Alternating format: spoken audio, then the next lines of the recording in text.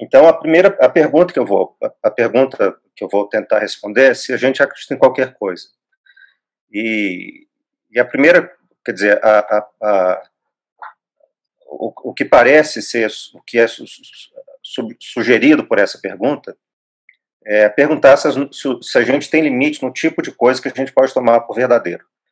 Para entender isso, a gente tem que entender, a primeira pergunta a ser respondida é o tipo de normatividade a qual nossas crenças são sensíveis. Ou seja, aqui nossas crenças respondem. Quando a gente toma algo por verdadeiro, o que a gente tem, o que a gente está seguindo? E a resposta é que as nossas crenças respondem a indicadores de estados do mundo.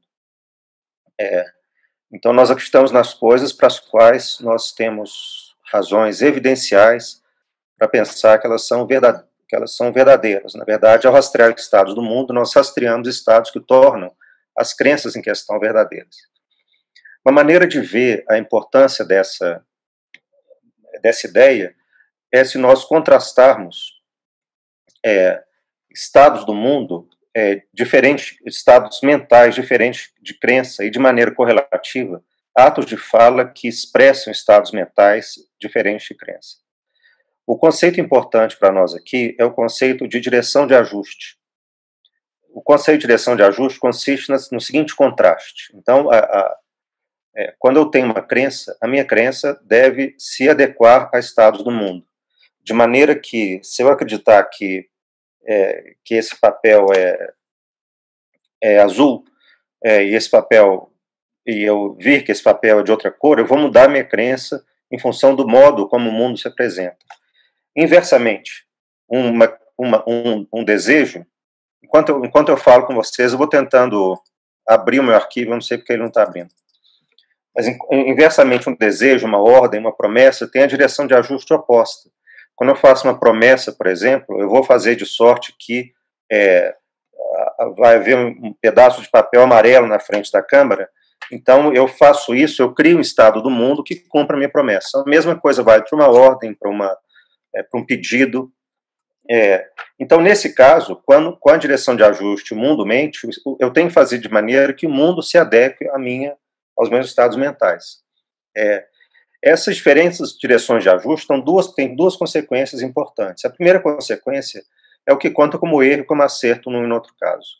Quer dizer, o que conta como erro, no caso de uma crença, é o mundo ser diferente daquilo que a crença diz que é, e a correção se situa na crença. O que conta como erro, no caso de uma promessa, do cumprimento de uma ordem ou da satisfação de um desejo, é que o mundo seja diferente do modo que do conteúdo estabelecido por essa crença, por essa promessa, por esse desejo, por esse pedido, não é? Então, essas diferentes direções de ajuste nos dão diferentes padrões de correção. E dando diferentes padrões de correção, elas dão também diferentes tipos de justificativa. Então, se eu disser por que eu acho que esse pedaço de papel é amarelo, ou por que razão eu digo que esse pedaço de papel foi comprado há 2 anos atrás, eu vou ter que dar uma razão para vocês.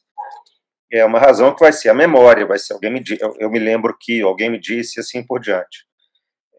No entanto, no caso de um desejo, de uma ordem, a justificativa se dá de maneira diferente. Nesses casos, o que acontece é que eu tenho que estabelecer uma ordenação de preferências.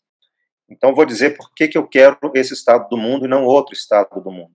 E aqui, na ordenação de preferências, a justificativa não é um indicador de que o mundo é desse jeito, mas eu vou dizer que um estado do mundo é preferível a um outro estado do mundo.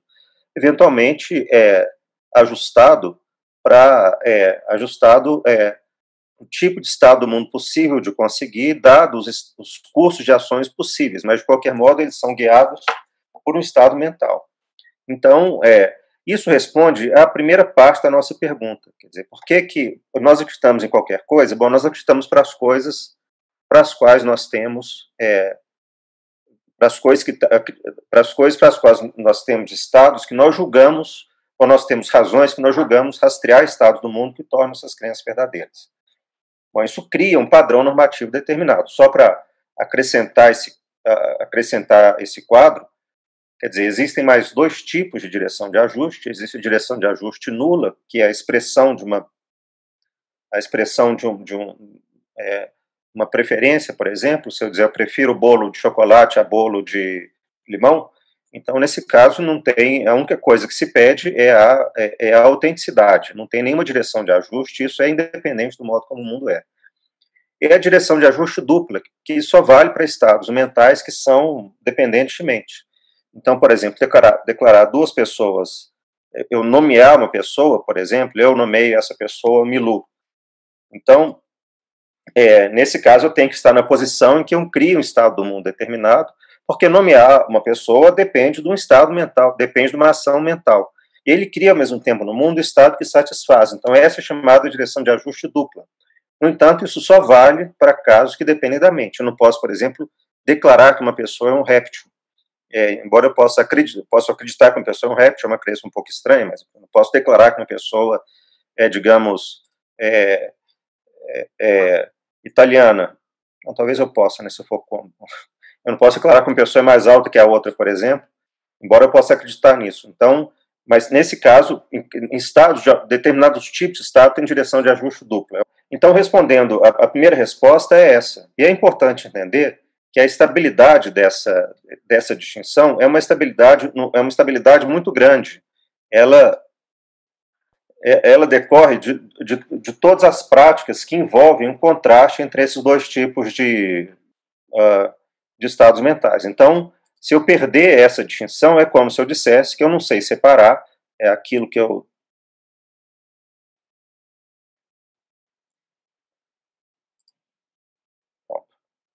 Agora foi? Então, isso responde a nossa primeira pergunta. É muito importante ter isso em mente, porque então, crenças visam a verdade. Está compartilhado? Tá ok? Então, aqui eu vou retomar parte do que... Então, o contraste com outros estados mentais, é o que eu acabei de falar, né? Contraste entre direções de ajuste mente-mundo, então, para teorias, descrições, explicações, direções de ajuste mundo-mente, instruções, desejos e promessas. Sem direção de ajuste, como eu acabei de dizer, preferência, direção de ajuste duplo. Nós vamos interessar o contraste dos dois primeiros tipos. Então, aqui eu vou pular esses dois. Então, essa distinção permite que a gente entenda como que a gente corrige quando há um desajuste, no caso de uma promessa ou de uma crença, como que eu justifico e como que a gente toma a decisão coletiva. Então, em todos esses casos, crença e desejo se comportam de maneira diferente. Então, aqui é uma crença, essa crença está errada, eu vou substituir a minha crença. Aqui é um desejo, esse desejo não foi satisfeito, eu vou substituir o objeto do mundo, não é? Então, as justificativas são diferentes, como eu disse, e também as decisões coletivas são diferentes. Então, um grupo de pessoas está fazendo uma caminhada, eles vão decidir se eles querem ir ao bar ou à cachoeira mais próxima. Então, eles vão estabelecer o modo como deve ser o mundo. Eles vão estabelecer um estado futuro do mundo. A direção de ajuste é mundo-mente. Então, o que esse grupo vai estabelecer é como vai ser o mundo tal como esse grupo deseja fazer. O fundamento é uma ordenação de preferências. O que é preferível, não é? E a decisão, e cada pessoa vai ter direito a um voto. Ou então vai ter uma outra maneira de se coordenar uma ação, mas isso é um problema de coordenação de ações. Uma vez que eles decidiram ir à cachoeira, o que eles vão fazer? Nesse caso, a direção de ajuste muda. A direção de ajuste é mente-mundo. A mente tem que se adequar ao modo como o mundo é. Qual o caminho que leva do ponto que nós nos encontramos até a cachoeira, não é? Então, aqui, as decisões serão sensíveis a indicadores de estados do mundo. O GPS, uma placa, alguém conhece a região. Se só houver uma pessoa que conhece a região, então o grupo vai seguir a orientação dessa pessoa e não tem votação, não é? Por causa em função justamente da diferença de direção de ajuste. Então, aqui é uma tirinha do Calvin, que mostra como que a gente é sensível à diferença entre entre tipos de justificativa. Então, a tirinha está em inglês, eu vou ler. Meu cérebro poderoso chegou ao tema da minha próxima apresentação. Legal. Eu vou escrever no debate sobre o debate saber se Tiranossauro Rex eram temíveis predadores ou carniceiros nojentos. O que você vai defender? Bom, eu acho que eles eram temíveis predadores. Por quê? Porque é muito mais legal desse jeito. Então, é claro que ele está errado. Ele teria que indicar uma algo que rastreia um estado do mundo e indica uma ordenação de preferência. Acontece que ninguém é uma máquina epistêmica, né? Isso é um modo. Então a gente não tem as nossas crenças que são sensíveis apenas a estados do mundo. Bom, que nós, que o ser humano erre muito, isso certamente não é novo. Por o modo como nós fazemos, isso é uma teoria que é relativamente recente. Então existem padrões nos nossos erros. Nós não erramos de maneira aleatória, de maneira... existem padrões, e uma teoria foi proposta pelo Kahneman, junto com o Tversky, que é um coautor dele de muitos anos. Esse livro talvez vocês conheçam. E o Kahneman e o Tversky descrevem dois sistemas de raciocínio. O primeiro sistema, que ele chama de sistema 1, dá respostas automáticas, que são sensíveis apenas a um tipo de informação, e que correspondem a heurísticas, que dão respostas rápidas, que podem ser localmente eficazes, mas que são justificáveis. Então, tipicamente, o que o sistema 1 faz é, quando você tem um problema difícil para resolver, você substitui por um problema mais fácil, para o qual você tem uma resposta que é intuitiva, que é uma resposta imediata e que funciona em alguns contextos. Agora, ela não pode ser generalizada. O sistema 2 são respostas mais lentas, que baseadas em regras. A ideia é que sejam informacionalmente abertas significa que qualquer informação é pertinente e que vão incorporar regras teóricas, né? Então, a tese do Kahneman e do Tversky, mesmo se é uma tese, a gente pode conversar depois, que tem alguns limites a essa tese, é uma tese que, no seu formato geral, ela é aceita. O que acontece? Os viés cognitivos são respostas dadas pelo sistema 1 que geram, que generalizadas a todo tipo de contexto, geram respostas errôneas. Então, esse é um exemplo de um tipo de heurística, a heurística da disponibilidade. Então, o que é heurística da disponibilidade?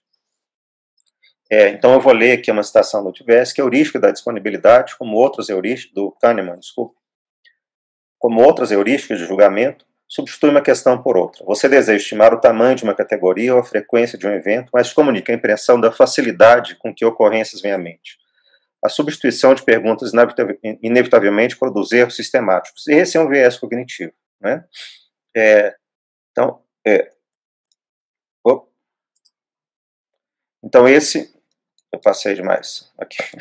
Então, esse é um tipo de resposta. Eu quero estimar a prevalência, a probabilidade do evento ocorrer, e o que eu respondo é o que vem mais vividamente à mente. Então, experiências pessoais, fotos, exemplos vívidos, são mais disponíveis do que incidentes que acontecem com outros, ou meras palavras ou estatísticas. Então, quem dá uma resposta desse tipo, está utilizando uma estratégia de resposta que pode funcionar em alguns contextos, mas ela produz de maneira sistemática erros. Qual que é a solução? A solução é a aplicação de um raciocínio estatístico baseado no sistema 2, a aplicação de regras, um raciocínio muito mais lento e, sobretudo, que não é a resposta que vem à mente intuitiva. Aqui é um exemplo dessa aplicação do ex-ministro Osmar Terra. Por acaso, acabou que ele erra de tantas maneiras interessantes e diferentes, que esse é um exemplo, na verdade, da heurística da disponibilidade. Eu não confio nas pesquisas da Fiocruz, diz Terra. Se tu falares para as mães desses meninos drogados pelo Brasil, que a Fiocruz diz que não tem epidemia de drogas, elas vão dar risada. É óbvio para a população que tem uma epidemia de drogas nas ruas. Eu andei nas ruas de Copacabana e estavam vazias. Mas se isso não é uma epidemia de violência que tem a ver com drogas, eu não entendo mais nada. A primeira observação é que ele, de fato, não entende nada. Agora, sobretudo, o que é importante é que isso é uma ilustração da heurística da disponibilidade. Vamos voltar aqui no Kahneman. Exemplos vívidos.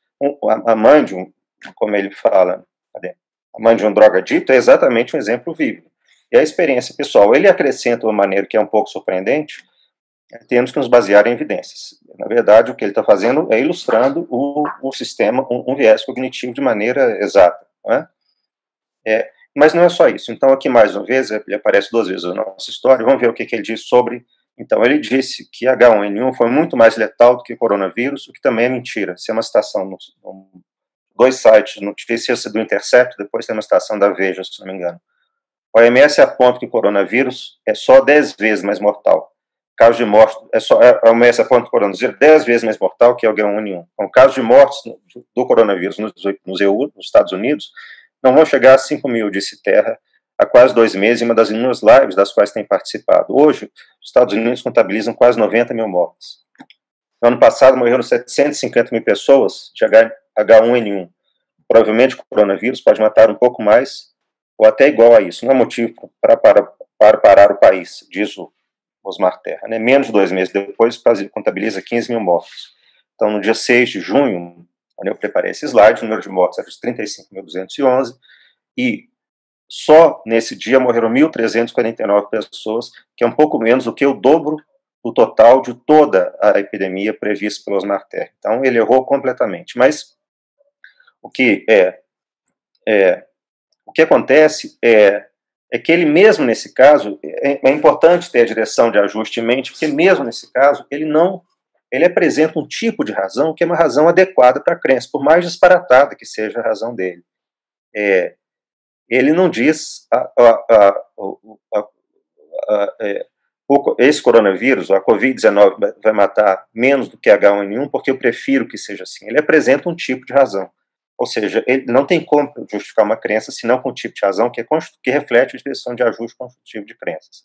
Então, que é a razão que ele apresentou, Terra tem liderado o movimento contra Mandetta e distribuído gráficos que mostram a redução do ritmo de contaminação em países como os Estados Unidos, Espanha, Itália, França, etc. Para sustentar que o fim do pico da transmissão está próximo também no Brasil. Para ele, o fim da disseminação do coronavírus será em 30 dias. A questão é que o ex-ministro usa dados de países que vivem momentos diferentes da epidemia, que chegou mais tarde no Brasil, onde os casos começaram a ser confirmados 2 semanas depois do início da pandemia na Europa e mais de um mês depois após a China, onde tudo começou.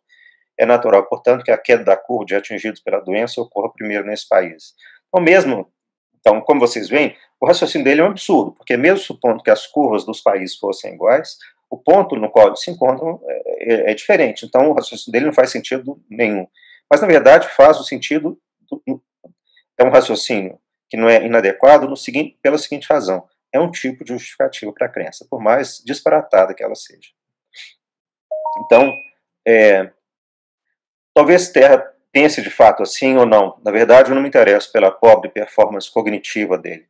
Isso não é mais importante. O que a gente tem que se perguntar é qual que é o efeito desse tipo de discurso no público e para quem e para que tipo de tema.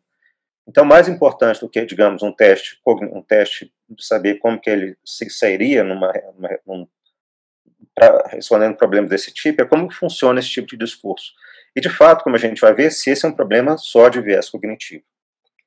Então, antes de tratar desse problema, eu vou fazer pegar um tema lateral, que é o efeito da internet sobre a difusão de opiniões. Então, e, na verdade, o que acontece é que existe uma conjunção de... o modo como a informação circula na internet potencializa muito os viés cognitivos, de uma maneira que então, tem um artigo que fala que a internet são os viés cognitivos dopados, alguma coisa assim. Então, por que razão? Tem, do lado da oferta, uma razão é que a difusão de informação na internet tem um custo financeiro e reputacional virtualmente inexistente. Então, não custa nada montar um blog, ou fazer uma live, ou o que quer que seja. É muito barato. E depois, sobretudo, tem um custo reputacional virtualmente inexistente. Por que isso é assim? Isso é assim porque, como é inteiramente aberto, a pessoa vai escolher os interlocutores com os quais ele está de acordo, anulando o custo reputacional. Então, a oferta tende a ser maior por grupos que defendem posições epistemicamente marginais. Por que isso é assim?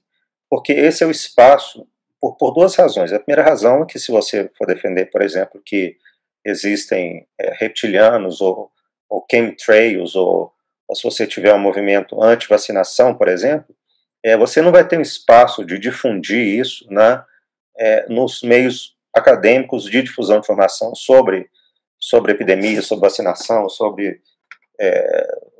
não sei onde que entram os reptilianos, os chemtrails nessa história, mas você não tem um espaço usual, então você vai procurar uma outra posição. E essa outra posição, isso é a primeira razão, onde você não vai ter custo nenhum. Você vai interagir com pessoas que acreditam em chemtrails, que acreditam em reptilianos, que acreditam em astrologia, por exemplo, esse é outro exemplo.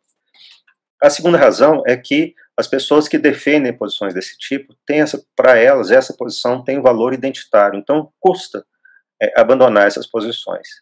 Eu sou o tipo de pessoa que acredita em reptiliano, eu sou o tipo de pessoa que acredita em astrologia, eu sou o tipo de pessoa que acredita em chemtrails, eu sou o tipo de pessoa anti-vacinação. Então, e na verdade as pesquisas mostram que que a oferta desse tipo de coisa é muito maior para pessoas que defendem posições epistemicamente marginais. Por exemplo, uma pesquisa, tem mais sites que defendem que existe o monstro do Lago de Ness do que sites contrários a isso. A segunda razão, então, aqui a gente pode ver, o Terra, isso, embora o Terra seja um político de destaque, ele só pode publicar, só pode dar essa opinião no espaço aberto assim, ele não publicaria a opinião dele numa revista científica, nem o submeteria à discussão por especialistas, mas ele tem espaço na internet. Então, a segunda razão é que, do ponto de vista do consumo, as pessoas procuram opiniões que estão de acordo com seus valores e com aquilo que elas entendem. Então, a gente poderia pensar que, uma vez que o conhecimento está disponível na internet, as pessoas vão naturalmente migrar para o conhecimento. Elas vão... bom, que o conhecimento seja mais disponível na internet do que antes, isso é um fato. Agora, isso não significa que as pessoas tendem a aceitar as teorias científicas, e isso por duas razões. A primeira razão é que é mais difícil de entender. Então, é mais difícil entender o que é uma pandemia, o que é um vírus, ou como é que funciona uma vacina. Então, para pegar esse exemplo, né, tão premente hoje, isso demanda uma formação, que é uma formação que as pessoas não têm. E a gente quer ter a ilusão de compreender. A segunda razão é que o conhecimento científico ele vai frequentemente contra valores que as pessoas têm usualmente, contra valores de uma maneira que, na verdade, cruza essas duas coisas, a dificuldade de entender e a valoração da posição, que é o fato de, frequentemente, nós buscarmos explicações que são ações de tipo agencial. O que é uma explicação de tipo agencial? É quando eu vejo que tem um agente que realiza alguma coisa. Tem, em particular, uma pergunta que eu posso fazer para um fenômeno agencial, que a ciência nunca responde, porque ela não dá explicações agenciais, quer saber se é bom ou se é ruim. Isso só vale quando é um agente que faz. Se for um fenômeno natural, a pergunta se é bom ou ruim simplesmente não cabe. Então, se eu pensar que dá uma explicação, por exemplo, achar que a pandemia, mais uma vez, resulta de uma punição por uma coisa ou por outra, isso é categoricamente errado, não é? Porque isso é um fenômeno natural. Certamente é o efeito da ação humana, mas não como uma punição. Punição é o resultado da ação de um agente. Então, as pessoas vão procurar coisas que elas entendem, e vão procurar coisas que não irão ferir os valores que elas têm. Então, elas vão na verdade, para longe da ciência. Do ponto de vista, então, mais uma vez, o que o Terra diz vai encontrar as pessoas para quem esse raciocínio é de fácil compreensão e que estão de acordo com consequências políticas da sua posição. O caso, por exemplo, da epidemia de droga é um exemplo disso. É claro que uma coisa é uma tese epidemiológica, outra coisa é a experiência que cada um tem aqui, cada um vai pensar de acordo com a própria experiência e vai dar uma resposta que vai ter um viés cognitivo determinado e uma resposta errada.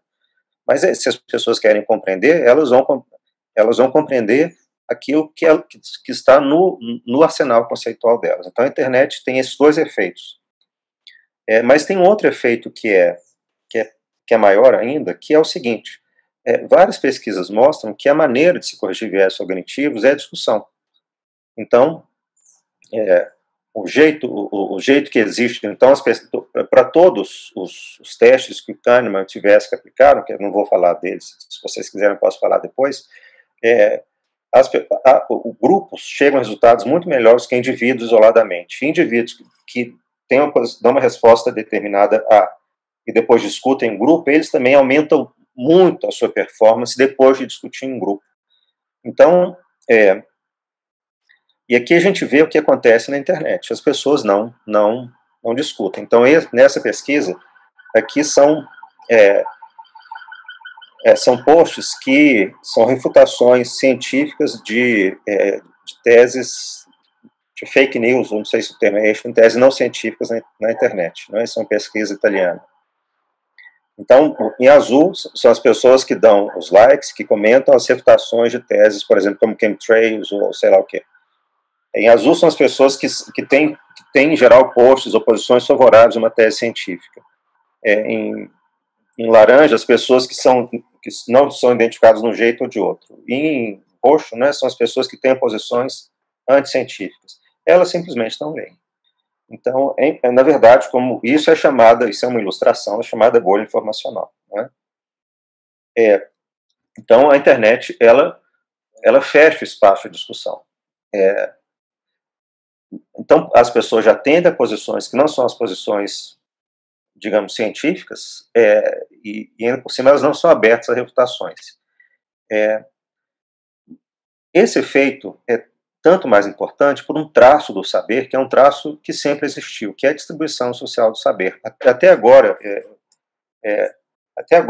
que eu disse é como que o indivíduo pensa sobre uma determinada situação, como que a gente pensa o que é um vírus, qual é a forma da Terra, ou por que existe traços, por que os aviões deixam traços no céu.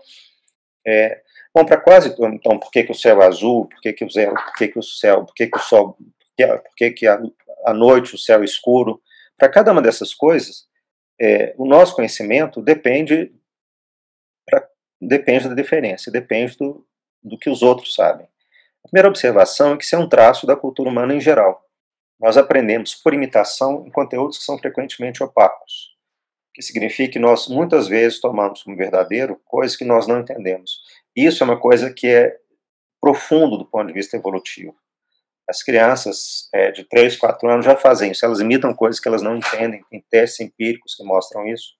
Isso coloca a cultura humana, em particular, em contraste com a cultura animal. Então, chimpanzés, por exemplo, eles só imitam conteúdos que eles entendem, o que torna, na verdade, a cultura muito, muito limitada, porque cada passo cultural só pode ser, a difusão cultural só se dá para aquilo que cada indivíduo pode reconstruir.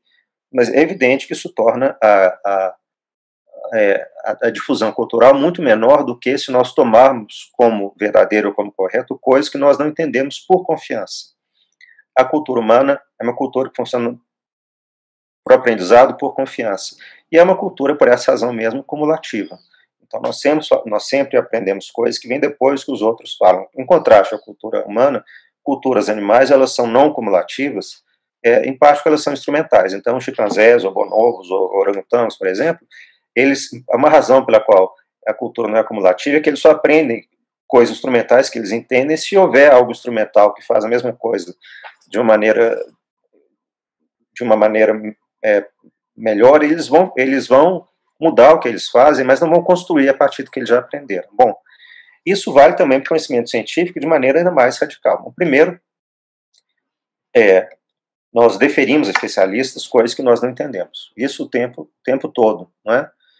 Isso vale para todo mundo, quer dizer, para todo mundo, para a maior parte das coisas que todo mundo sabe, a pessoa defere um especialista. Então, um físico vai deferir a um médico, vai deferir a um historiador, vai deferir a um biólogo para coisas que não são da área da física. Da mesma forma, um biólogo vai deferir a um físico, a um químico, a um sociólogo para coisas que não é da área dele. E, além disso, os resultados científicos, eles mesmos, resultam de uma cooperação em larga escala, têm um caráter cumulativo e resultam de competências diversas. Então, esse traço da cultura humana é acentuado na produção e na difusão do conhecimento científico. Então, aqui é um artigo recente sobre o SARS-CoV-2. Então, eu coloquei para ver duas coisas. Primeiro, o tamanho da cooperação, que envolve pessoas da Itália e do Brasil, mas também as diferentes competências em estatística, em uma pesquisa clínica, em microbiologia, em bioquímica. Então, são competências diferentes que se unem para produzir alguma coisa, e não é necessário que cada indivíduo se domine da mesma forma cada informação utilizada para a construção desse artigo. É bem possível que algumas pessoas saibam alguma coisa e outras pessoas saibam outras coisas. E elas vão construir um único argumento de uma maneira que depende, então, da deferência. Para todo mundo, para quase tudo, conhecimento depende da confiança. Então, a deferência a especialistas é uma razão epistêmica. Então, eu falei que o modo que a gente tem, a razão epistêmica, o modo que a gente tem de tomar algo como verdadeiro é rastrear estados do mundo. Para muitas coisas, nós rastreamos estados do mundo rastreando a opinião de especialistas. E para isso, nós temos que confiar. E embora um tema importante em epistemologia hoje seja a confiança do testemunho, isso é certamente importante, tem uma outra coisa que eu acho que é mais importante aqui, que é a confiança institucional. Então, o que as pessoas não conhecem individualmente, por exemplo, os epidemiologistas e médicos, imunologistas e bioquímicos da OMS, você confia na instituição, né? Você confia na instituição, nas universidades, nos institutos de pesquisa e assim por diante. Então, as marcas institucionais de reconhecimento especialista são cruciais por uma razão epistêmica. E por que isso é assim?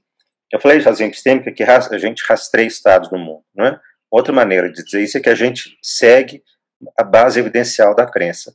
O problema central aqui não é quem, segundo uma expressão, não é quem é o dono da verdade, alguma coisa assim. Isso não existe, isso é uma expressão muito ruim. Na verdade, a pergunta é quem sabe ler as evidências. Então, o problema central é quem tem acesso às evidências que justificam epistemicamente uma dada crença. E com evidências complicadas, quem tem acesso são pessoas que estão em determinado tipo de instituição. Então, a gente vai substituir o problema por quem é o dono da verdade, o que não faz sentido nenhum de mais de uma maneira, com a pergunta quem lê as evidências. Né? Então, os viés são evitados de maneira interacional de duas maneiras, pela discussão, como eu disse no início, mas também pelos especialistas. E também o especialista, ao se tornar especialista, ele assume uma competência que é socialmente distribuída. Então, o que acontece? O que acontece é que algo tem um efeito social sobre uma mudança, algo como a internet tem um efeito muito grande na distribuição do conhecimento, porque o conhecimento é essencialmente social. E o que acontece é que então, eu falei para vocês duas coisas. Primeiro, eu disse que a gente erra porque nós temos viés cognitivos. Isso é verdadeiro. Agora, os viés cognitivos são corrigidos por interação e pelo conhecimento especialista. E a gente confia em muita coisa. Então, tem que ter uma outra fonte do erro. Tem que ter uma outra fonte do erro, porque tem que ter uma outra maneira de explicar o que a gente toma como verdadeiro, porque, para quase tudo, nós não reconstruímos os argumentos para o que a gente aceita. Isso vale mais ou menos para qualquer tema. E, na verdade, o que a gente vê é uma distribuição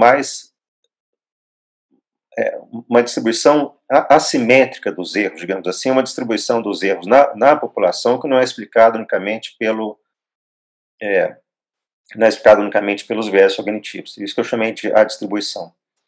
Então, muitas pesquisas mostram que sobre temas que têm uma carga política, as opiniões se alinham com posições políticas, ou, de maneira mais precisa, com visões de mundo. Então, esse é o autor que eu sugeri que vocês lessem, o Dan Cahan. Eu acho até que eu sugeri um outro texto e não esse.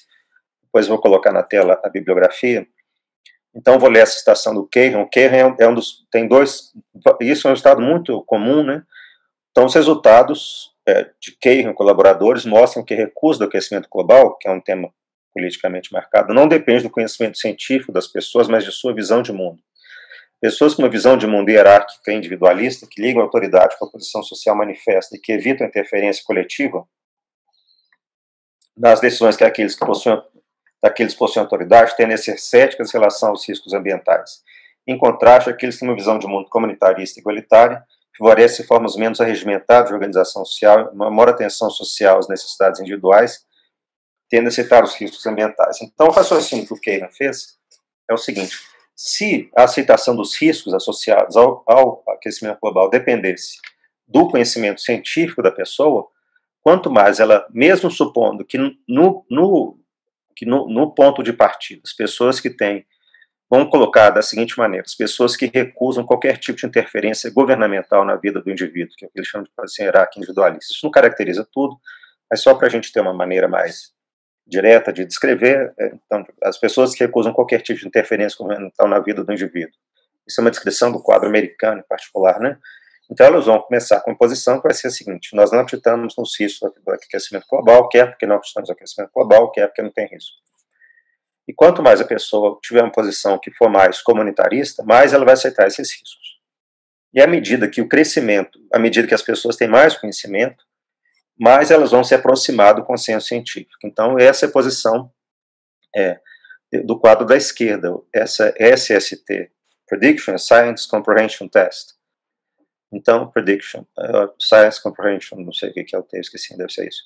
Então, a posição igualitária comunitarista está em verde, está no alto, ela fica igual. A posição individualista ela começa lá embaixo, depois se aproxima da posição do científico. Como vocês podem ver à direita, o que acontece é uma posição oposta. Não é? Então, as pessoas, elas, quanto mais elas sabem de ciência, mais elas recusam os riscos associados ao aquecimento global se elas tiverem posição individualista. Isso significa que elas vão alinhar a posição que elas têm com a sua visão de mundo.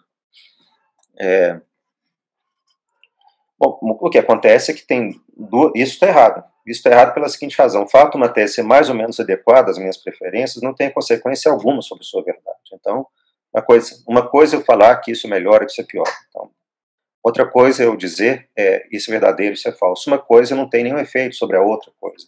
E aqui a gente vê como que é importante ter em mente as diferentes direções de ajuste. A outra tese é que o fato de uma tese ter sido proposta por um determinado grupo não tem efeito algum sobre a sua verdade.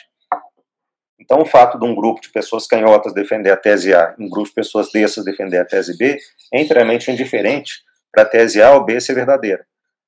Não é um indicador de verdade, mesmo se outras coisas podem seguir do fato de um grupo, uma teoria ser proposta por um grupo, mas isso não é um indicador de verdade.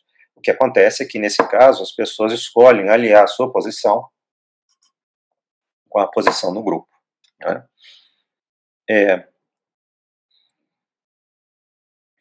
Então,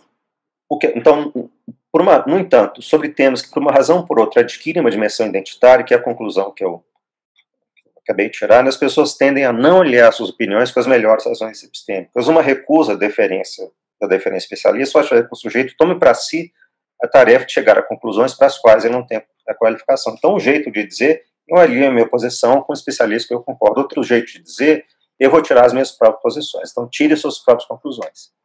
Ninguém provou para mim a eficácia da vacinação, a letalidade do vírus, a forma da Terra, etc. Com isso, supõe que para que eu seja capaz de ter uma pessoa que diga isso, uma pessoa que tem que ela só vai acreditar quando ela tiver uma informação adequada em biologia de maneira geral, em epidemiologia, em imunologia, em medicina e ao mesmo tempo em astronomia, não é?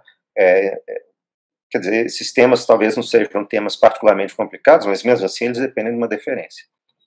Então, o que acontece é que quando eu recuso essa posição contra algo que tem uma dimensão identitária, eu tomo para mim a tarefa de provar coisas para as quais eu não tenho a qualificação. Mas isso não ocorre de maneira aleatória.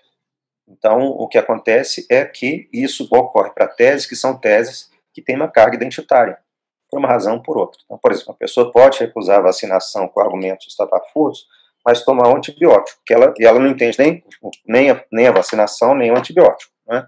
Claro que ela pode recusar as duas coisas, mas ela talvez procure um arquiteto, um engenheiro para construir uma casa. Se ela não tiver uma formação, se não for um engenheiro ou um arquiteto, e isso também é uma maneira de deferência. O que acontece é que a vacinação adquire a recusa da vacinação adquire um valor identitário. Né? Existe um traço das crenças que explica essa distribuição, que as crenças funcionam como marcador de pertencimento. Então, eu disse que as crenças, eu falei que as crenças elas são sensíveis à sua base evidencial, né, a rastreadora de verdade, e viés cognitivos são uma resposta dentro desse funcionamento epistêmico de crença. Uma resposta enviesada, como o nome diz, mas ainda assim uma resposta dentro desse tipo de funcionamento epistêmico de crença. Mas crenças funcionam de outro jeito também. As crenças funcionam como marcador de pertencimento, tanto assim que tem gente que acha que... Por que crença é marcador de conhecimento? Eu vou ler a citação do Harari. Ele fala o seguinte: humanos sempre viveram na era da pós-verdade. O Homo sapiens é uma espécie da pós-verdade cujo poder depende de criar ficções e acreditar nelas. Somos os únicos mamíferos capazes de cooperar com estranhos, porque somente nós somos capazes de inventar narrativas ficcionais, espalhá-las e convencer milhões de outros a acreditar nelas. Enquanto todos acreditamos nas mesmas ficções, todos nós obedecemos às mesmas leis e, portanto, cooperamos efetivamente. O que ele está dizendo é o seguinte: as crenças servem para a cooperação em larga escala. Ele está pensando aqui, evidentemente, em religiões. E o que acontece é que as religiões respondem à necessidade de coordenação, não à necessidade, à base evidencial. Não é? Então, E existe uma dimensão a mais que a dimensão individual, quer dizer, aqui mais uma vez lendo outro texto do Kahan, não é? O bem-estar individual está intrinsecamente ligado ao pertencimento a um grupo, que dá ao indivíduo não apenas benefícios materiais, mas vários benefícios materiais cruciais, incluindo a oportunidade de adquirir status e autoestima.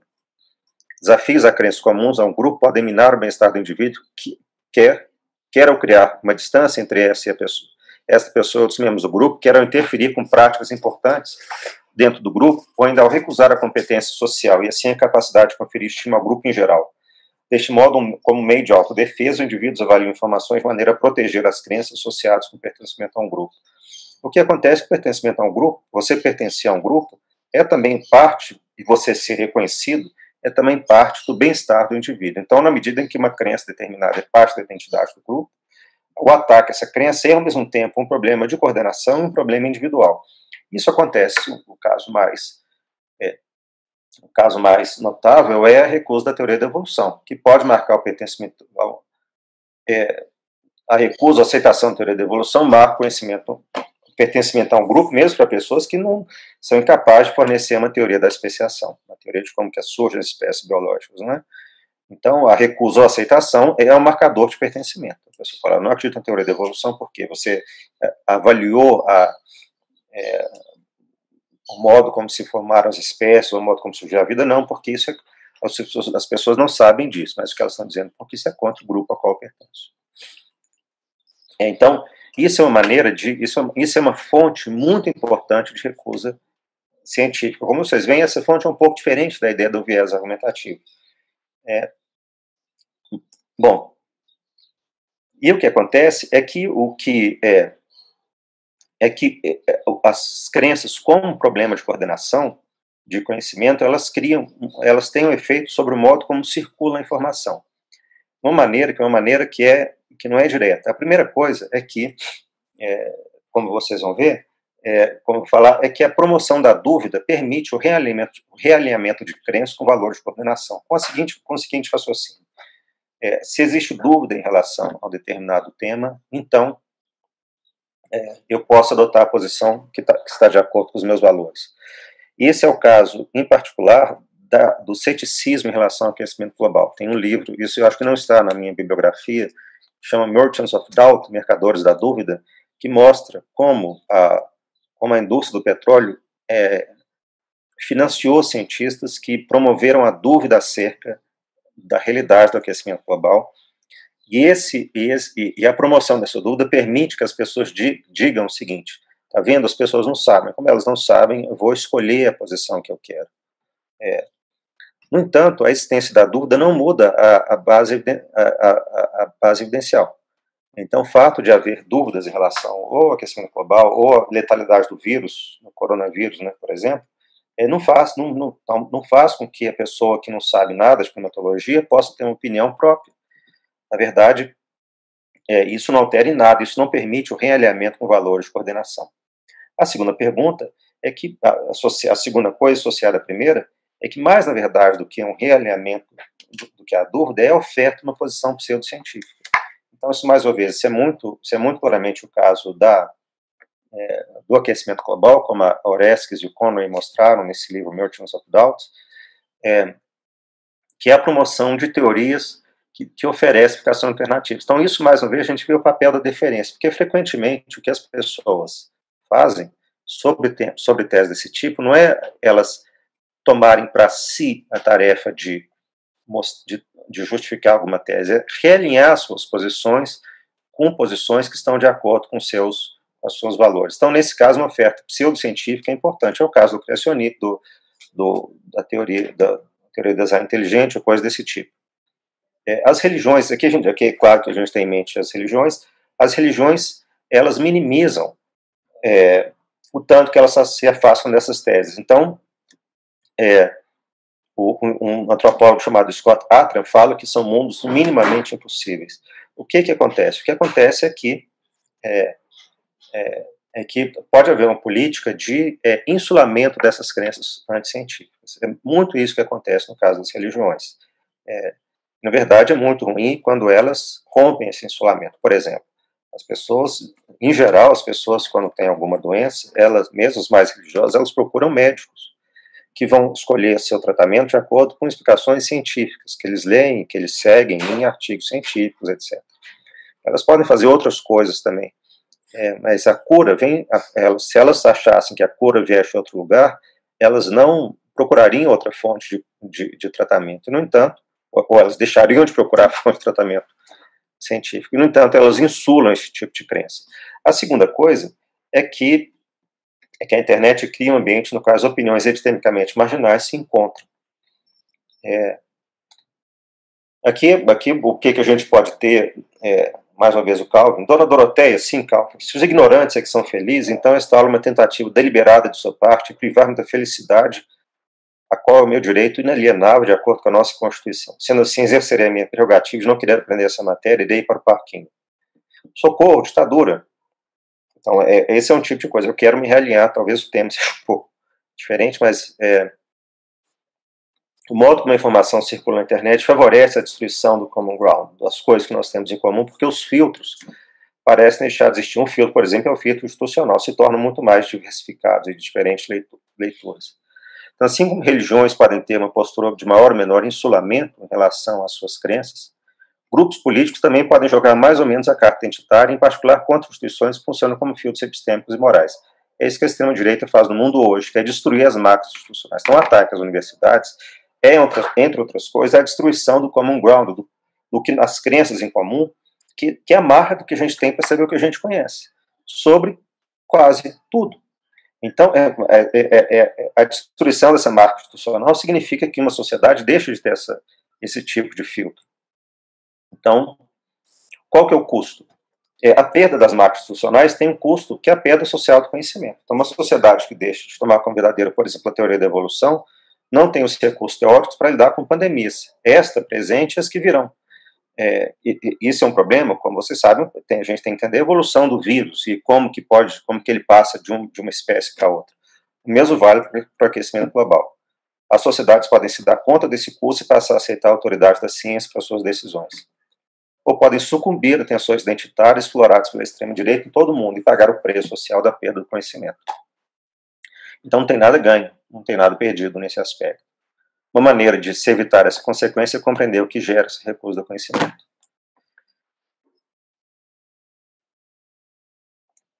Aqui é a referência bibliográfica. Bom, é isso. Vou parar de compartilhar a tela, né? Ou a terra.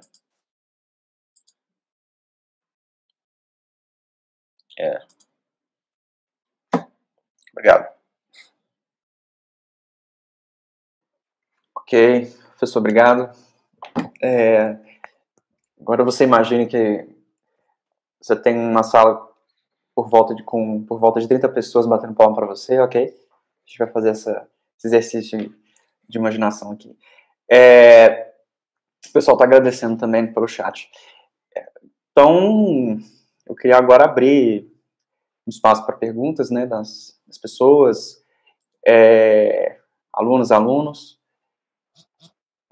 Como eu disse, pode ser feito tanto por chat, de modo privado ou público, quanto por vídeo. Agora, por vídeo, a gente pede que vocês levantem a mão através do aplicativo Zoom e que vocês sejam breves. A gente gostaria de estabelecer um limite de, no máximo, 2 minutos por participação por vídeo.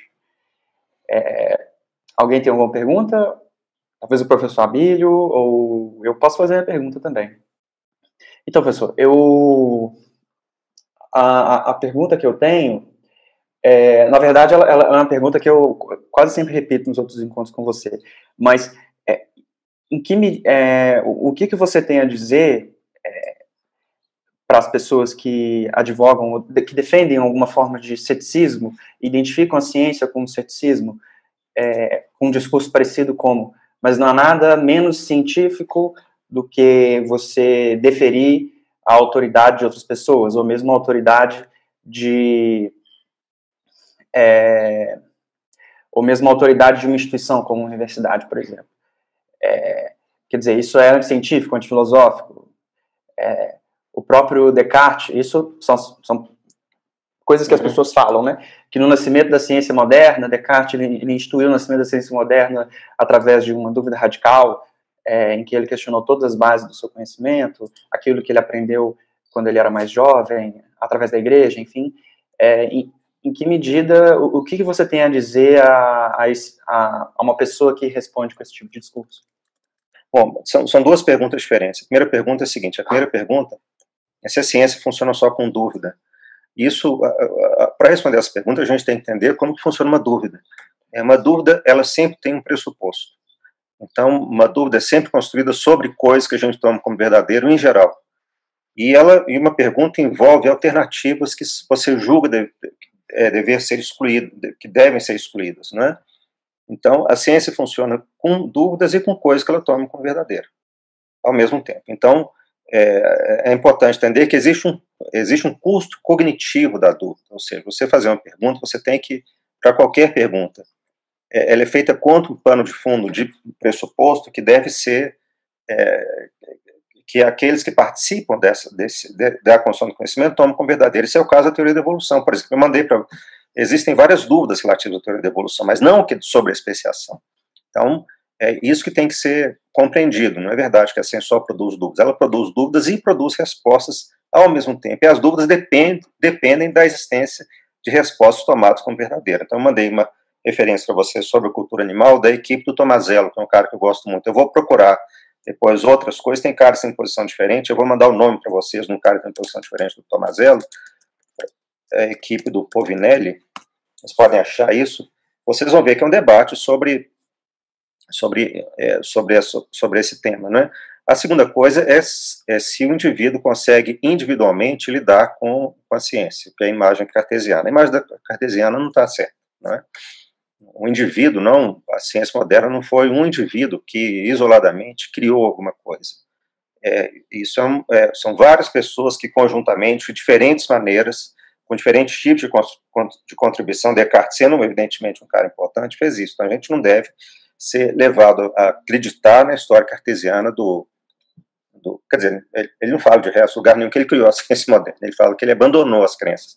Isso é uma outra tese um pouco diferente. Agora, a ciência não é nunca o fato de um indivíduo. E ainda mais hoje, muito mais do que na época de Descartes, Galileu, Leibniz, etc., onde a ciência estava começando, então um indivíduo podia cobrir muitas áreas da ciência. Hoje, para qualquer tipo de trabalho científico que você pegar, você vai ver vários autores que vão construindo sobre o trabalho de outros com competências diversas. Essa também é uma construção coletiva. Ótimo. Bom, agora temos pessoas que levantaram suas mãos. Primeiro vai ser o Matheus Ramos Mendes e depois a Norma. Matheus, você podia ligar o seu vídeo, por favor? Bom, obrigado pela apresentação, professor Ernesto. Eu tenho uma dúvida, porque você falou das crenças verdadeiras justificadas sob o ponto de vista que, se eu entendi bem, mais cognitivista, no qual as crenças são uma questão cognitiva pela qual uma crença é justificada ou não. E as emoções? Me parece que a sua interpretação não dá muita margem, não acomoda, ou pelo menos você não falou disso, não acomodaria as emoções, ela não seria muito emotivista. Mas me parece que algumas emoções, elas participam, elas são mobilizadas quando a gente justifica uma crença. Ou então elas acompanham crenças. Por exemplo, eu posso ter um certo sentimento de satisfação quando, crendo numa crença, essa crença me explica para mim por que fenômeno B se deveu a uma causa A. Enfim, ótima pergunta. Bom, são duas coisas diferentes. A primeira coisa é o seguinte, eu vou tomar uma posição um pouco radical aqui, uma resposta simples. Eu acredito nessa resposta que eu vou dar, mas eu teria mais argumentos do que eu vou poder dar aqui. Uma emoção não justifica, ponto. Uma emoção não justifica. E o exemplo que você deu não é uma justificativa. Você está falando o seguinte: eu posso sentir uma satisfação em aceitar algo como verdadeiro. Sim, mas isso não é uma justificativa. Isso é um estado seu de satisfação. Isso não significa, você tem razão de falar isso, que as emoções não têm um papel no que a gente toma como verdadeiro. Você tem toda a razão de dizer isso. Eu acho que parte do que acontece nas crenças funciona como marcador de pertencimento, você tem toda a razão sobre isso, precisamente ter um papel emocional. Isso aparece na segunda citação do Dan Kahan, ele fala do bem-estar individual. Isso é certamente uma dimensão que explique por que nós aceitamos algo como verdadeiro. Agora, eu não acho que isso apareça na dimensão de justificação. Eu acho que uma teoria completa do que acontece é preciso envolver as emoções envolvidas na aceitação de crença. Agora, quando a gente pensa nos mecanismos, as emoções também têm um padrão que vão ser seguidos, em particular se a gente leva em conta a distribuição de desvios epistêmicos numa população. Eu não sei se eu respondi. Okay. Muito bom. Agora eu vou fazer uma pergunta que foi enviada pelo chat, depois eu passo a palavra para a Norma. Na verdade, é um comentário que foi feito aqui, que é o seguinte: se entendi bem, uma pessoa não identificada, se entendi bem, foi dito que a internet, professor, não possuiria um filtro institucional, por exemplo, que iria ajudar a combater informações falsas. No entanto, eu diria que ela possui diversos filtros, controlados por corporações, empresas, métodos de inteligência artificial, etc. Esses filtros, que fazem parte da estrutura da internet, favoreceriam o fortalecimento de grupos epistemologicamente marginais, por exemplo. Uma nomenclatura utilizada por esses filtros é algoritmo de câmara de eco, né? Algorithmic Echo Chambers. Ótima pergunta. E quem fez a pergunta tem toda a razão.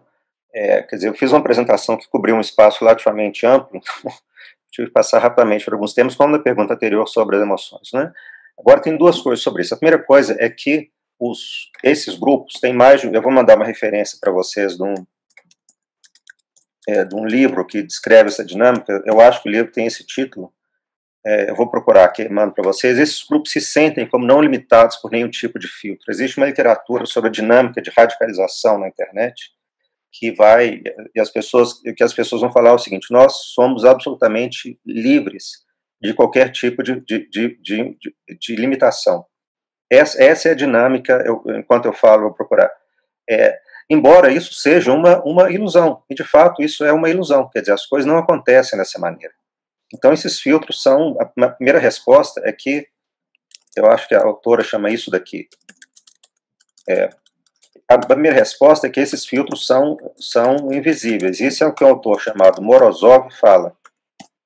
O autor do Kill All Norms é a Angela Nagel, acho que ela chama, e o Morozov, Evgeny Morozov, fala dessa mediação invisível. Agora, dito isso, quer dizer, eu ainda assim mantenho a ideia do filtro, porque o que os algoritmos fazem não é oferecer exatamente um filtro, mas é organizar uma determinada coordenação de indivíduos. Quer dizer, o que eu estou chamando de filtro é, por exemplo, você ter... isso vale tanto do domínio ético quanto do domínio epistêmico, né? É você ter uma instituição que representa, por exemplo, conhecimento sobre a medicina, conhecimento sobre a física. Então, essas pessoas são as pessoas que vão ter espaço para falar alguma coisa sobre a física, sobre a medicina, sobre qualquer coisa desse tipo, né? Então, esses filtros desaparecem completamente. E o que os algoritmos fazem é coordenar pessoas que pensam igual. Agora, as pessoas não são selecionadas por algum tipo de filtro. Elas simplesmente são reunidas por uma convergência de posições. Duas perguntas da Laura Pimentel Barbosa e uma pergunta da Laís Vieira.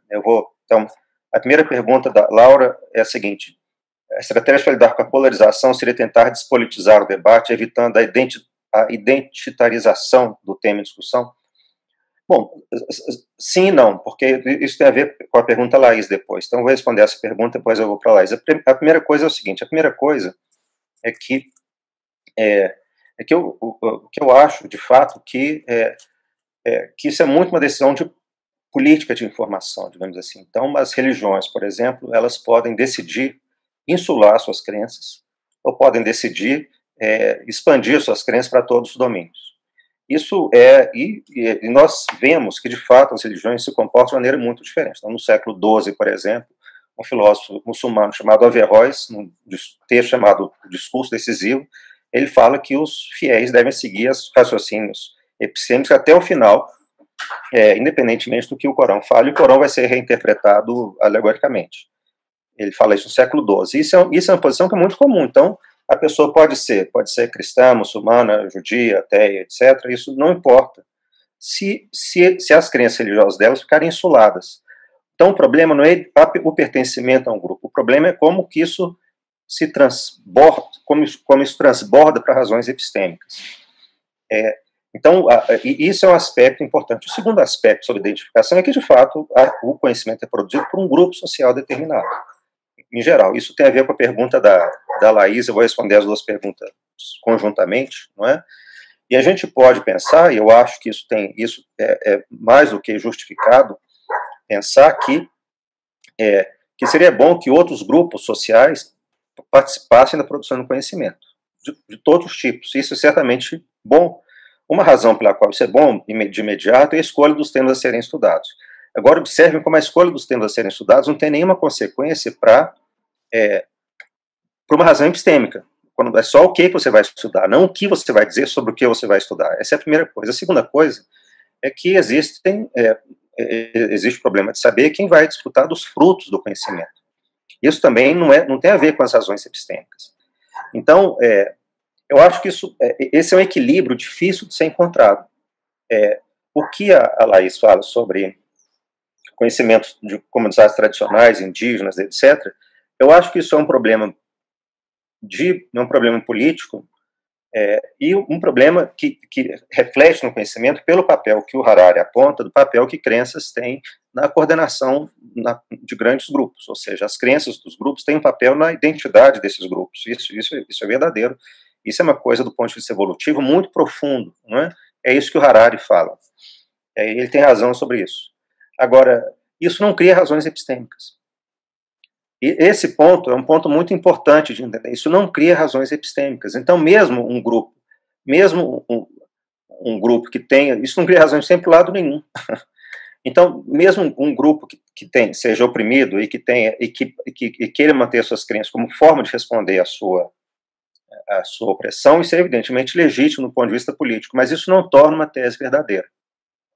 O que eu acho? Então, isso vale para as comunidades indígenas, é claro, para as ciências tradicionais, mas isso vale também, por exemplo, um cristão que transborda suas crenças e que, como o Jolie, que uma apoiadora do Bolsonaro, falou que fala com Deus desde os 6 anos e que ela descobriu que o enxofre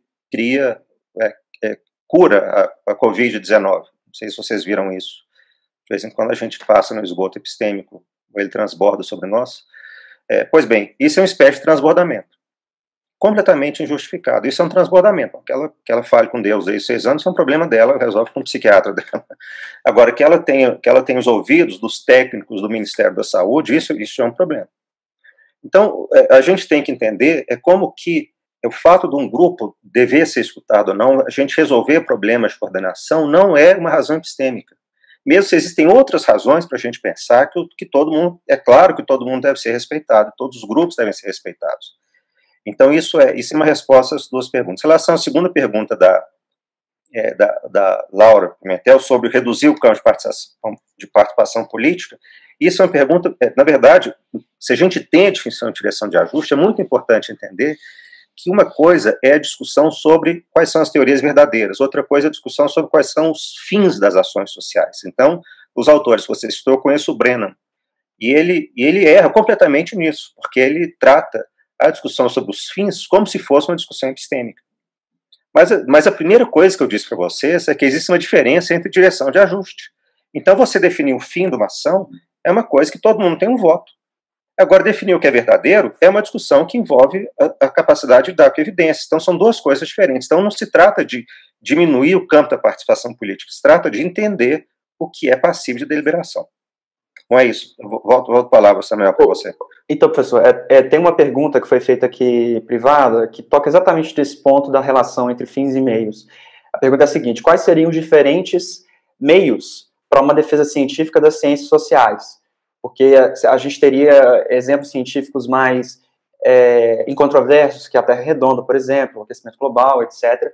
Eles se baseiam em evidências mais palpáveis, me parece, né, do que as ciências sociais. Como que a gente pode defender a autoridade epistêmica das ciências sociais? Bom, tem duas coisas. A primeira coisa é o seguinte: a gente tem que aprender a lidar com evidências, em geral, né? Então, a história lá da epidemia de drogas, isso é um problema de epidemiologia, é um problema de ciências sociais. Então, uma pessoa é capaz de lidar com, por exemplo, uma pergunta muito simples que você pode fazer para uma ciência social: com quantas pessoas você falou? Qual é a sua base de dados? Como é que você tratou essa base de dados? Então, você tem uma tese sobre uma sociedade, como é que você vai tratar estatisticamente as pessoas? Eu estou falando a partir da minha experiência pessoal. Isso não vale. Então, a primeira coisa é o tratamento estatístico da base evidencial, por exemplo, né? Então, as ciências sociais têm uma base evidencial também. Isso vale para a sociologia, para a economia, para a história, elas têm uma base evidencial. Eu dei esse exemplo que eu estava. Agora, a segunda pergunta é, como o Samuel sabe, é que é claro que no caso dos termos, no caso das ciências sociais, os termos eles são meio misturados, né? São termo técnico, eles são termos mistos. Então, nesse caso, é preciso encontrar um balanço teórico que não é simples de ser encontrado. O que acontece no caso do formato da Terra, por exemplo, é que isso não tem nenhum efeito sobre o modo como as pessoas se pensam, ou é uma coisa muito estranha, eu acho. Eu acho até que existe uma explicação de por que as pessoas acreditam nisso, mas é uma coisa, na verdade, estranha. Agora, para você pensar sobre as pessoas elas mesmas, isso tem um reflexo sobre o modo como as pessoas agem e se comportam. Então, nesse caso, existe um balanço que deve ser encontrado, de fato. Mas isso não elimina a base evidencial, isso torna as ciências sociais mais complexas, mas elas também têm uma base evidencial, também inteligências metodológicas e etc. Perfeito. A Mariana Campos, ela fez a seguinte pergunta. Você tocou nisso no início da sua palestra, mas é possível uma correção de crenças através do debate? Em que nível? Existem estudos de estratégias argumentativas para a discussão na internet. Você acredita que a discussão na internet ela é possível de ser racionalmente conduzida? Bom, os estudos aos quais eu me referi são estudos de psicologia que vão basicamente pegar os testes, que são os testes que o Kahneman e o Tversky utilizaram para identificar os viés, e eles mostram que os resultados melhoram muito quando há discussão.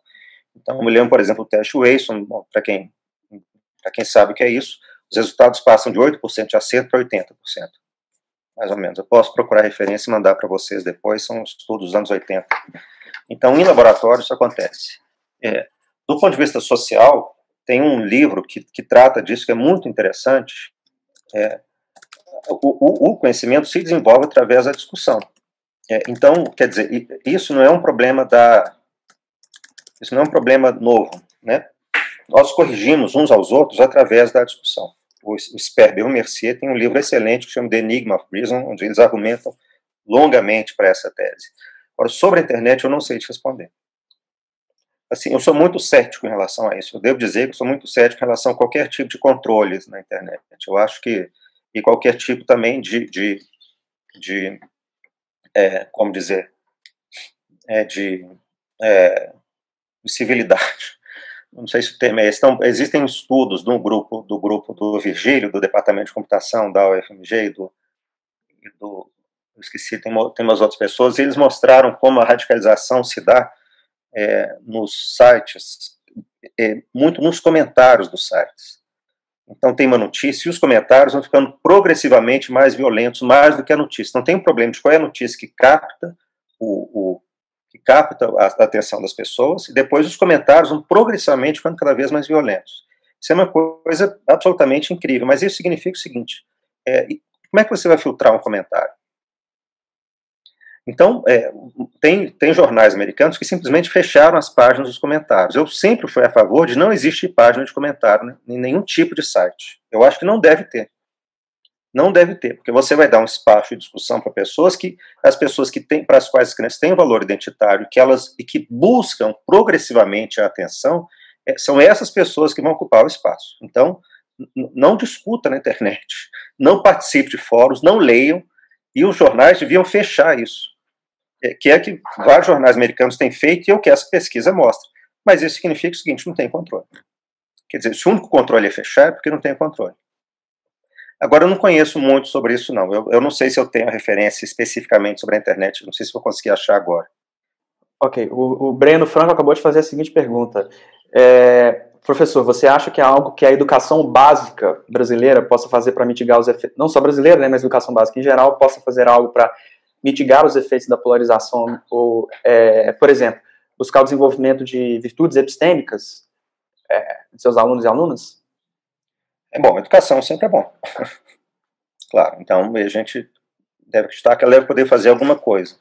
Agora, tem um aspecto, tem uma coisa que eu pulei no último slide, eu vou colocar referência para vocês, eu acho que certamente sim, quer dizer, mas eu acho que a principal coisa, então, como que você ensina virtude epistêmica e respeito às evidências, você ensina virtude epistêmica e respeito às evidências de duas maneiras. Primeiro, ensinando uma teoria, uma ciência, e depois ensinando a conversar. Então, não tem nenhum ensino específico sobre isso, não tem nenhum treinamento específico, mas se você aprende, por exemplo, como que funciona o desenvolvimento da teoria da evolução, por exemplo, isso é uma teoria absolutamente maravilhosa, espantosa, e você vai ver como você junta evidências. E você aprendendo a conversar e a respeitar os outros na conversa. Então é assim que ensina, mas não como temas específicos. Eu acho que é bom. Agora tem uma outra coisa que é importante, que eu acho que na verdade é muito importante. Bom, tem dois autores que chamam o Wilkinson e a Pickett, que tem dois livros que chamam The Inner Level, e o outro chama, eu esqueci o título do outro, mas vou mandar para vocês referência desse que eu tenho em mente. Eles mostram o seguinte, que em sociedades mais desiguais, as tensões identitárias aumentam.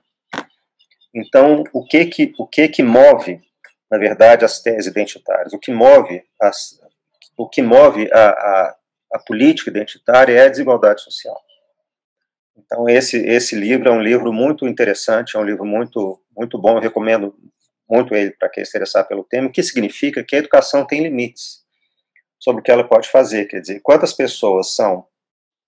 mais as pessoas são sensíveis a discursos identitários, mais elas vão se recusar a aceitar teorias, explicações e crenças que, por uma razão ou por outra, elas associam a grupos com os quais elas não se identificam.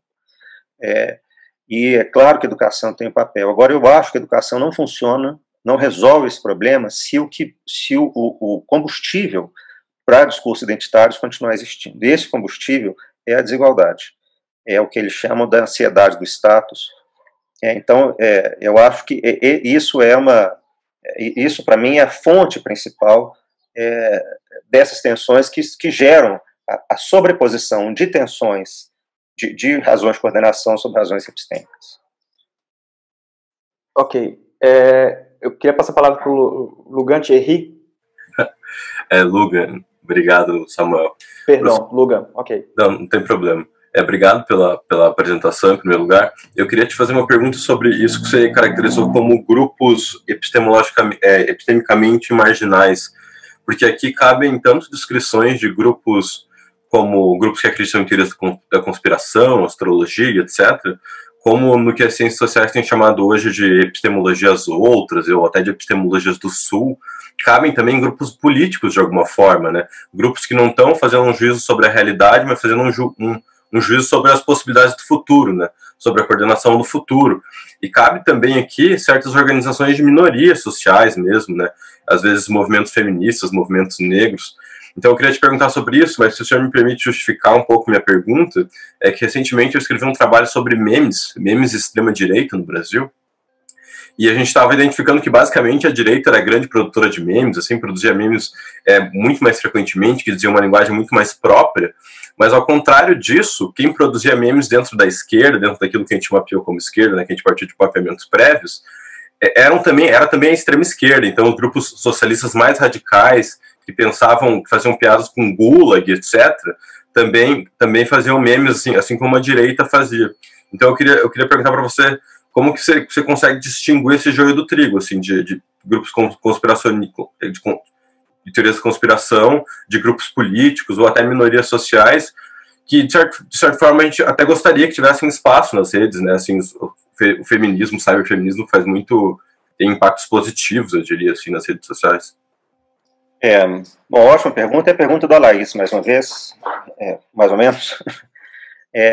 Eu vou responder, é bom que eu vou responder de maneira mais cuidada em relação ao que ela tinha perguntado. A primeira coisa é o seguinte, a primeira coisa é que falar que um grupo é epistemicamente marginal significa que ele não se encontra no centro. E todos esses grupos são epistemicamente marginais, por uma razão ou por outra. Pode ser uma boa razão, pode ser uma má razão, mas todos esses grupos são epistemicamente marginais. Não existe diferença desse ponto de vista. Não é? A segunda coisa é o seguinte, é que eu acho que é muito importante a gente ter em mente a distinção entre você apresentar uma teoria, justificar essa teoria, e você reivindicar o direito de falar, por exemplo. Então, a discussão de minorias, por exemplo, ou do movimento feminista, ou do movimento... Hoje eu vou falar desse exemplo, que eu li hoje um texto que trata de um tema próximo disso, do movimento trans. Eu vou falar disso, que é certamente um grupo marginal. Bom, então uma coisa é você falar, todo mundo tem direito de falar, todo mundo tem direito de cidadania epistêmica, digamos assim. Isso é uma coisa. A outra coisa é falar, por isso essas teses são verdadeiras. Uma coisa não decorre da outra. O que acontece com os grupos, o que acontece é que esses temas para os quais são relevantes são temas que não são puramente epistêmicos. Então, tem um conceito que é muito interessante, que é um conceito Ian Hacking, o que o Hacking chama de conceitos reflexivos. Eu vou mandar o nome do tipo. O que são conceitos reflexivos? São aqueles conceitos nos quais o fato de um objeto ser classificado de determinado modo altera o comportamento desse objeto. Isso, evidentemente, só vale para seres humanos. O vírus não está nem aí se ele é classificado como vírus ou não, isso é indiferente. Agora, uma pessoa ser classificada como A ou B faz muita diferença. O caso mais notável para mim disso é a conceitualização do autismo. Permitiu que as pessoas, no que hoje se chama síndrome do autismo, tivessem uma vida diferente. Mas por que isso é assim? Porque faz diferença para elas. Porque para o ser humano faz diferença ser classificado de uma maneira ou de outra. Agora, isso não se estende para outras áreas. Então, isso não se estende para a teoria da evolução, por exemplo. Isso não se estende para a forma da Terra. Isso não se estende para saber se o ser humano veio de uma árvore, do macaco, se nasceu no meio da Terra, ou se pode ser primo da Lua. Nenhuma dessas teses é justificada, elas são todas falsas. Da única maneira que existe a tese é falsa, que ela não corresponde a nenhum fato do mundo. Não existe uma outra maneira de isso acontecer, e todas não têm justificativa nenhuma da maneira que é a maneira que hoje essas teses têm de não ter. Então, digamos que um terraplanista, uma vez eu falei isso na aula, não sei se o Samuel estava na aula, e eu sei que isso é uma tese que o terraplanismo é uma coisa muito estranha, porque eu acho que o terraplanismo são pessoas que se encontram em torno da ignorância. Eles se encontram basicamente em torno da recusa do conhecimento. Não tem nenhuma outra tese, não tem nenhuma outra identidade. A única coisa que eles falam é o seguinte: nós recusamos esse tipo de conhecimento e nós vamos produzir o conhecimento, e não tem nenhum outro tipo de identidade. Agora, uma cosmologia, digamos, uma cosmologia de uma população da Amazônia, por exemplo, evidentemente que ela tem um outro papel na organização social. Ela tem outro papel na organização do grupo, como tem o criacionismo nas religiões monoteístas, por exemplo. É exatamente a mesma coisa. Então, elas têm um papel, um funcionamento social diferente. É claro que tem. Agora, o criacionismo, falar que a Terra é plana e falar que o homem veio de uma árvore ou que é primo do Sol, são igualmente falsas. Não faz diferença nenhuma do ponto de vista epistêmico. Faz diferença para outros efeitos. Então, eu não conheço muito a história de epistemologia do Sul, etc., mas eu devo dizer que eu sou muito, como você pode imaginar, cético em relação à pertinência desse conceito. Eu acho que as pessoas querem dizer outra coisa, elas podem querer dizer duas coisas diferentes. Elas podem querer dizer o seguinte: elas podem querer dizer todo mundo tem direito a participar da produção de conhecimento, que é verdadeiro. Todo mundo tem direito de se formar para participar da produção de conhecimento. Isso é claro. A outra coisa é, pelo fato de uma tese pertencer a um grupo, para esse grupo ela é verdadeira. Em particular, se esse grupo for um grupo que tem tal e tal característica com a qual identifica. Com isso não se segue, porque razões de coordenação não são razões epistêmicas. A gente já está chegando no final, né? Já chegamos aqui a 3h30, que era o horário, digamos assim, mínimo. Será que dá tempo para nós uma pergunta, professor? Ok. Claro, quando vocês quiserem. Ótimo, legal. Então, chegou uma pergunta aqui falando sobre qual seria o papel da filosofia da ciência e filosofia da tecnologia nesse quadro de opacidade das tecnologias da internet, do modo como determinadas informações chegam a gente através de filtros diversos, recomendações de vídeos, recomendações comerciais, etc. E isso se relaciona com uma outra pergunta, uma pergunta feita também de modo privado, que sugere que, pelo visto, pelo seu quadro, a tendência é que o populismo ele continue, na medida em que a internet e a cybercultura vieram para ficar. Bom, eu não sou, em relação à segunda pergunta, eu não sou analista político. Se vocês querem saber disso, pergunta, eu sou um cientista político, eu não tenho resposta sobre isso. O que eu disse é outra coisa. Eu disse que o que eu acho que move o discurso identitário, que é o que é a grande fonte do negacionismo científico, é a desigualdade social. Isso, eu estou falando isso a partir desse livro que eu coloquei para vocês, cuja referência está aqui no bate-papo, né, do Wilkerson e da Pickett, que chama The Inner Level. Então, eu acho que isso faz muito sentido para mim. Agora, isso diz respeito ao efeito sobre conhecimento. Eu não tenho uma análise. Eu acho que, transferindo, então, isso eu acho que, para a política, a polarização não é resolvida sem resolver a desigualdade. Isso não tem jeito. Quer dizer, isso não tem jeito. Eu acho que realmente não existe uma outra maneira de contornar isso sem resolver a desigualdade. Enquanto houver desigualdade, haverá polarização. Não tem educação, não tem internet, não tem nada que resolva, se você tiver a desigualdade que nós temos. Então, e eu acho que isso tem uma consequência, talvez a última coisa sobre isso tem uma consequência para além da desigualdade ela mesma. Quer dizer, como vocês talvez já tenham visto, não é? Quer dizer, essa pandemia prevista há muito tempo pelos cientistas, as pessoas acham que pelo tipo de ocupação humana da Terra, há grande chance de haver outras pandemias, e um lugar onde pode ser a fonte da próxima pandemia somos nós, é o Brasil. À medida que se desmata, à medida que se ocupa florestas, o contato entre a espécie humana e a espécie selvagem aumenta enormemente, e são esses contatos que permitem a passagem de vírus, de coronavírus, ou de agentes patogênicos, de uma espécie para outra. Então tem grande chance que simplesmente o Brasil seja a fonte de uma próxima pandemia, daqui a 10, 15, 20 anos, que pode ser o desmatamento da Amazônia, pode ser na Mata Atlântica, pode ser no Cerrado, em qualquer lugar. Para combater as pandemias, é preciso combater a desigualdade, porque é preciso que as pessoas saibam que quem entende isso é a biologia, só a biologia entende isso, não tem outra coisa, não tem outra fonte, é só quem entende teoria da evolução, é só quem entende ecologia, é só quem entende virologia, e acabou, não tem outra história. Então, quem entende a origem dos vírus, quem entende onde pode haver vírus, quem entende por que eles são letais, quem entende a dinâmica da epidemiologia deles, da doença, é quem tem o conhecimento biológico e não tem outra história. Então, as pessoas, quer dizer, o desafio que a gente está vendo agora é um desafio que a gente vai ter que enfrentar mais e mais. Então, para além da desigualdade ela mesma, para resolver o problema da desigualdade ser um fim em si, ele é também um fim que ajuda as pessoas a seguirem a opinião dos especialistas. Então, isso. O que é a filosofia quer dizer, a filosofia da ciência e tecnologia, eu não sei, sobre filosofia e tecnologia eu não sei muito o que dizer, não, mas sobre a filosofia da ciência, talvez tem uma coisa interessante a dizer sobre isso. Um tema comum da filosofia da ciência, os filósofos da ciência adoram contrastes, não é? Então, no início do século XX, por exemplo, o Círculo de Viena, para quem estuda filosofia, vai se lembrar de um contraste entre discursos que faziam sentido e discursos que não faziam sentido, né, como alguns discursos filosóficos, por exemplo, etc. Então, um contraste entre ciências e entre o que fazia sentido e o que não fazia sentido é um tipo de contraste. Uma coisa que eu acho muito interessante em algumas discussões recentes é o contraste entre o discurso científico e não discursos e não ciências que não respeitam um determinado padrão ou alguma coisa desse tipo, mas entre o discurso científico e discursos pseudocientíficos.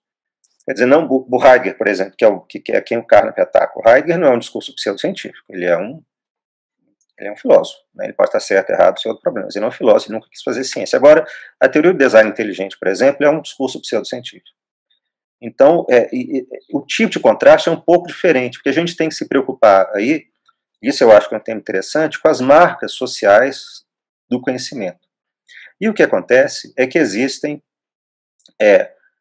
a teoria do design inteligente, por exemplo, existem revistas com revisão por pares, conferências, livros, pessoas em universidades, porque tem universidades criadas para esse fim. Aqui, inclusive, no Brasil, tinha um cara que... Né, eu acho que o ministro da Educação,